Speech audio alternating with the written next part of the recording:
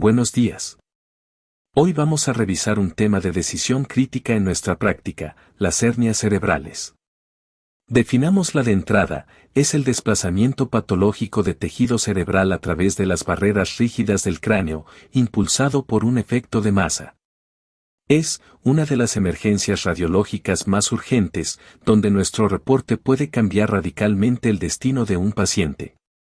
Las causas son cualquier proceso que ocupe espacio, pero para tener un marco mental claro, las agrupamos en 4, hemorragias, de cualquier tipo, edema cerebral masivo, por infarto, tumor o infección, tumores primarios o metastásicos, e infecciones que formen abscesos.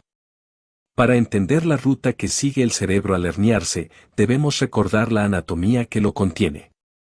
Piensen en dos estructuras duras, la hoz del cerebro, que divide los dos hemisferios como una pared vertical, y el tentorio, que actúa como un piso horizontal, separando los hemisferios cerebrales, arriba, del cerebelo y tronco encefálico, abajo, en la fosa posterior. Vamos a estudiar los tipos de hernia, integrando lo que vemos en los diferentes estudios de imagen. Hernia subfalcina, esta es la más frecuente. Aquí, un hemisferio empuja al otro, cruzando la línea media por debajo de la hoz. En la práctica, lo que reportamos es una desviación de la línea media. ¿Cómo la identificamos en una tomografía axial simple de cráneo? Trazamos una línea imaginaria en la línea media y observamos los ventrículos laterales. Normalmente son simétricos.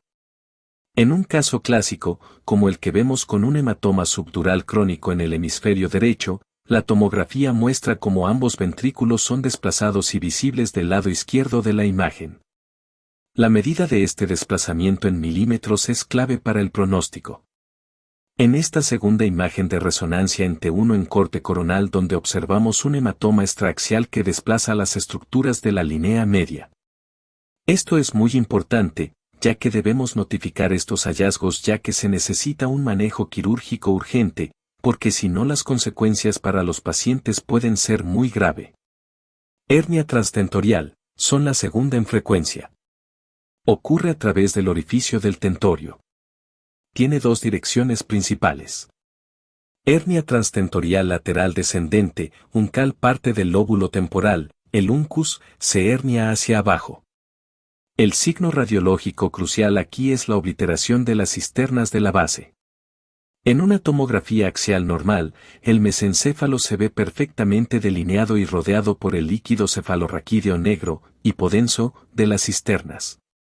Cuando hay una hernia, como en el caso del gran hematoma subdural agudo que revisamos, ese espacio líquido desaparece, se borra, porque está ocupado por el tejido cerebral herniado.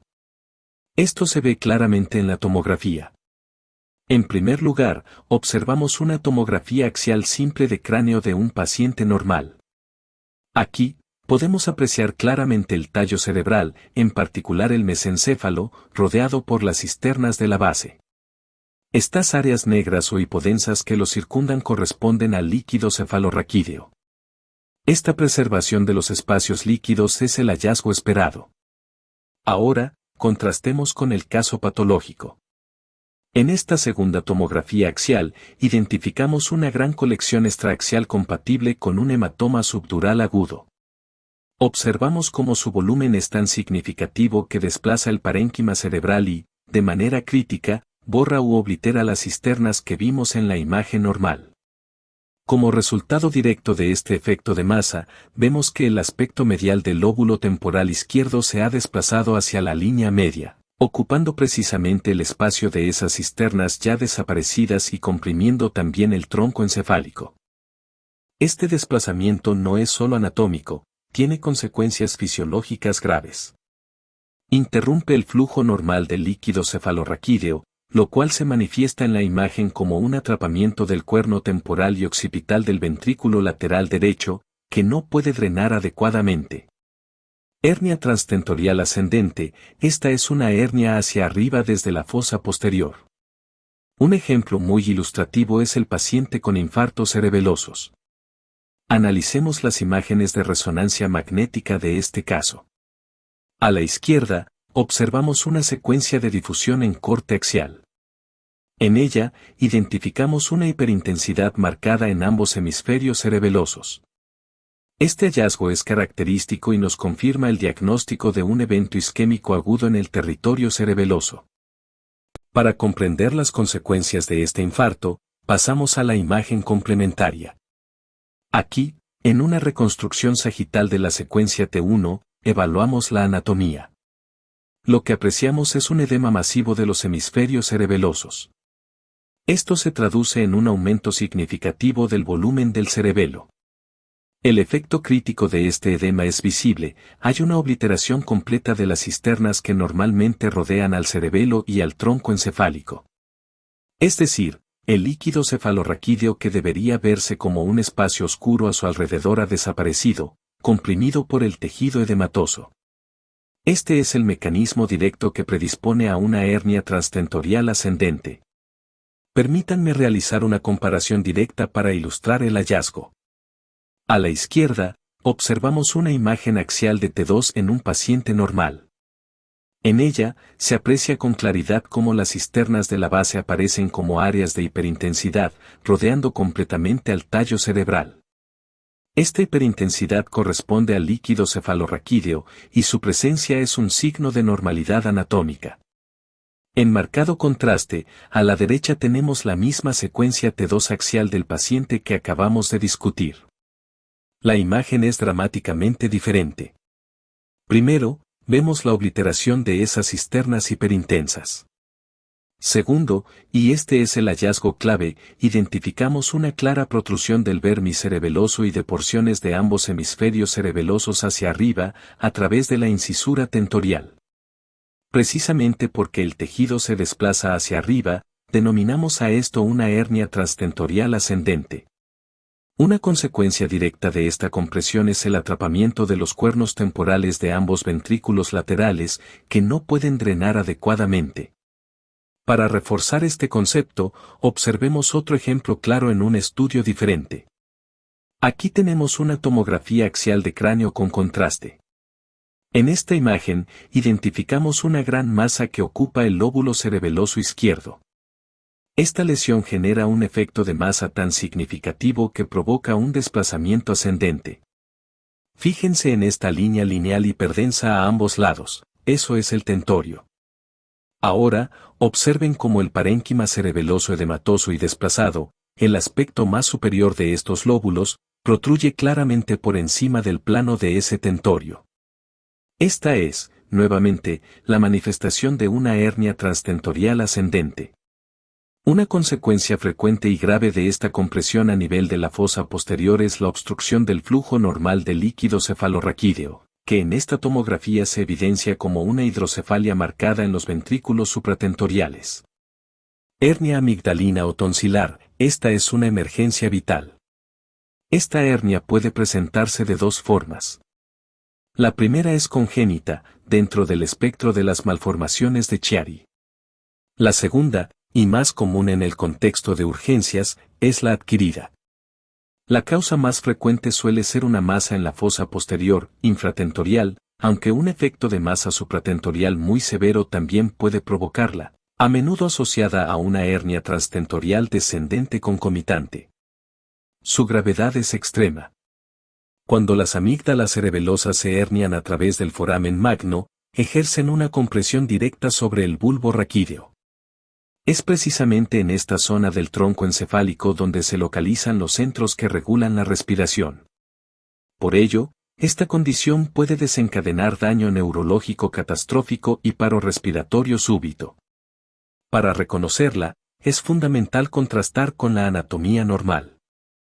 Aquí tenemos una imagen normal, en una reconstrucción sagital de una tomografía de cráneo simple normal, observamos una anatomía preservada. El cerebelo está rodeado por líquido cefalorraquídeo, las cisternas son claramente visibles, el cuarto ventrículo tiene su forma y tamaño habitual, y el foramen magno aparece despejado.